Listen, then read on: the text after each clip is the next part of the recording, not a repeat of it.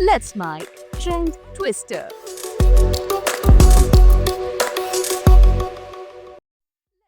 Let's mic trend twister और trend twister में मैं हूं आपके साथ महेश सिंह।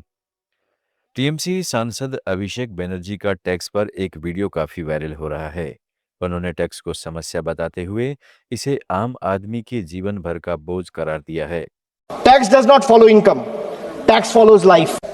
बच्चा पैदा होता है, दूध और डायपर पर टैक्स, पढ़ाई शुरू होती है, शिक्षा पर टैक्स, किताबें, notebook, pen, pencil, mobile data सब पर टैक्स। कमाई शुरू होता है, इनकम पर टैक्स। सर बचत करता है, बचत के ऊपर टैक्स। जीने के लिए खर्च करता है, खर्च पे टैक्स। काम पर जाता है, पेट्रोल डीजल पर टैक्स। बीमार पड़ता है, इलाज और दवाई पर टैक्स। बुढ़ापा आता है, पेंशन और इलाज पे टैक्स। और मौत के बाद भी सर शोक सभा में अगरबत्ती जलाने के लिए भी परिवार को टैक्स देना पड़ता है।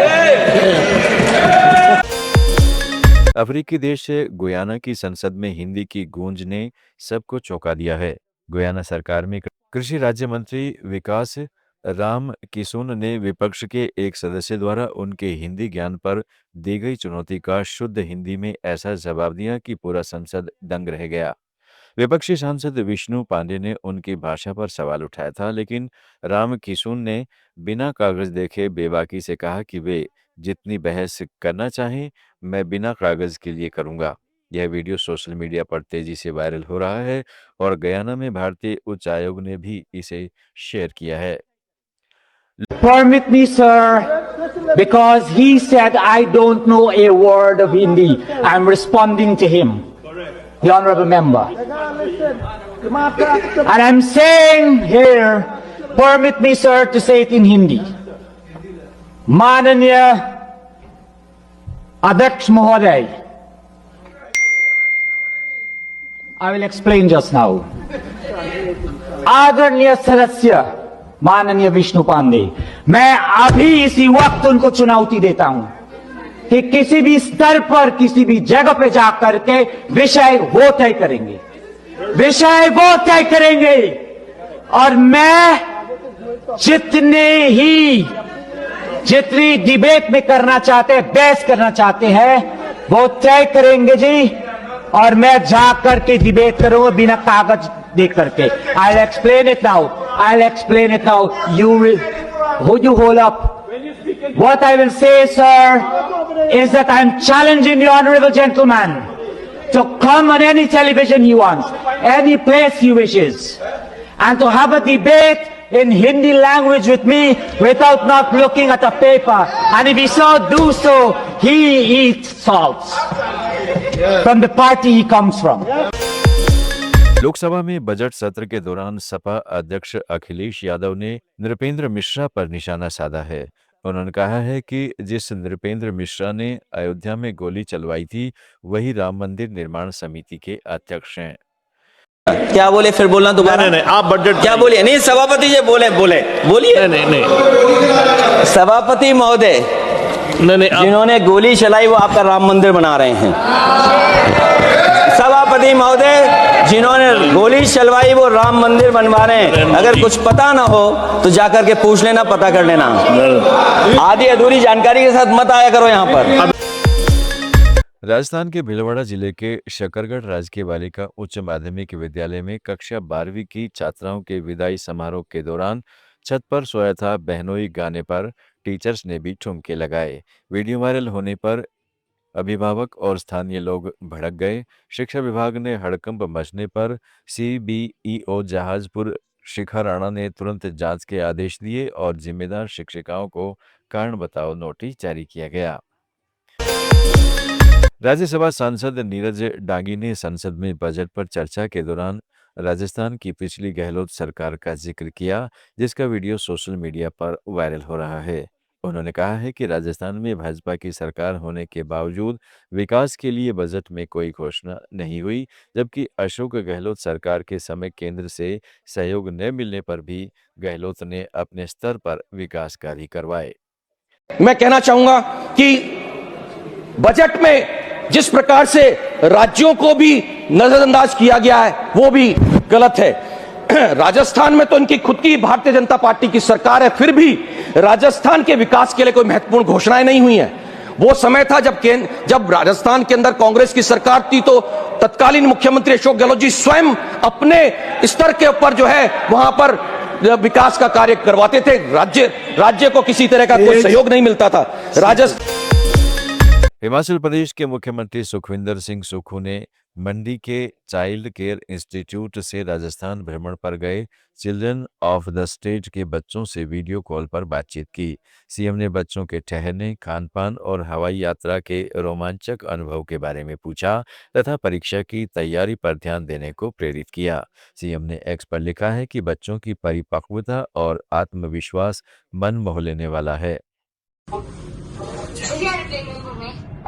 एरोप्लेन में घूमे, होटल आए खाना खाने पर। एरोप्लेन में कहाँ घूमे? दिल्ली से जयपुर एरोप्लेन, दिल्ली से जयपुर एरोप्लेन में आए? चंडीगढ़ से आए? कैसा लगा एरोप्लेन में घूम के? बहुत अच्छा। अच्छा, कितने बच्चे हैं टोटल? 31 बच्चों। ठीक है, कहाँ कहाँ जा रहे हैं आज? हवा महल जा रहे हैं और कैमल में राइड करेंगे, पिंक सिटी। अच्छा, पिंक सिटी कैमल में राइड करेंगे। पहली बार आए थे दिल्ली? Yes sir. पहली बार। कैसा लगा? अच्छा, रहने का अच्छा किया हुआ? यस सर, बहुत अच्छा। खाने का? बहुत अच्छा हुआ। अच्छा, अभी इसके बाद पेपर है, पढ़ाई करनी है आपने, है ना? पढ़ना अच्छी तरह ना? Yes sir. और 27 साल तक सरकार ख्याल रखेगी आपका, पता है ना आपको? Yes sir. हाँ, तो और कहाँ बच्चे सारे दिखाओ, और कहाँ बच्चे? यस सर जी। ठीक है बच्चे, कैसे लग रहा है? बढ़िया सर। और ठीक है, सब सुजानपुर वाले हैं? नमस्कार बेटा, कैसे हो? ठीक है, कैसे लग रहा है? चलो बच्चों, बहुत अच्छा लग रहा है। ठीक है बेटा, ठीक है। अच्छा बेटा, थैंक यू। प्रधानमंत्री नरेंद्र मोदी ने परीक्षा पर चर्चा के दौरान छत्तीसगढ़ के विद्यार्थियों के साथ बातचीत में नई पीढ़ी के सामर्थ्य का अनुभव किया। उन्होंने कहा है कि हमारी यह पीढ़ी जिज्ञासु, संवेदनशील और अत्यंत जागरूक है। पीएम ने विद्यार्थियों की परिपक्वता की सराहना करते हुए कहा है कि सही दिशा में मार्गदर्शन से वे न केवल सपने देखेंगे बल्कि उन्हें साकार भी करेंगे। मेरे प्यारे साथियों, परीक्षा पे चर्चा के इस महत्वपूर्ण एडिशन में आपका बहुत बहुत स्वागत है। इस बार परीक्षा पे चर्चा कुछ अलग है, कुछ खास है। बहुत सारे स्टूडेंट्स ने मुझे ये सजेशन भेजा था कि देश के अलग अलग हिस्सों में भी परीक्षा पे चर्चा होनी चाहिए।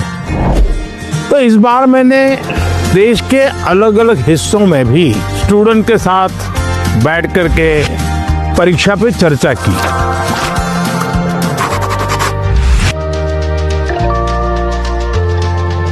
इस स्पेशल एपिसोड में आप यही देखने जा रहे हैं। हमारी चर्चा छत्तीसगढ़ की राजधानी रायपुर पहुंच गई। बच्चों से मेरी बहुत दिलचस्प बातें हुई और मैं कह सकता हूं सिर्फ बातचीत नहीं, बहुत मजेदार चीजें खाने का भी मौका मिल गया। आप भी इसका आनंद लीजिए।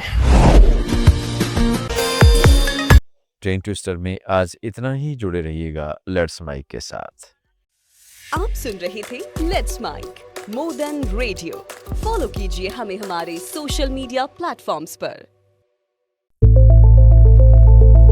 It's time for news. It's time for More Than Radio. Presenting the first radio news app, Let's Mic. Let's Mic, a news-based app on your phone where you get to watch and listen news, talk shows, interviews, radio show podcasts, On Let's Mic, you get all relevant information of TV, print, radio, podcast, and digital.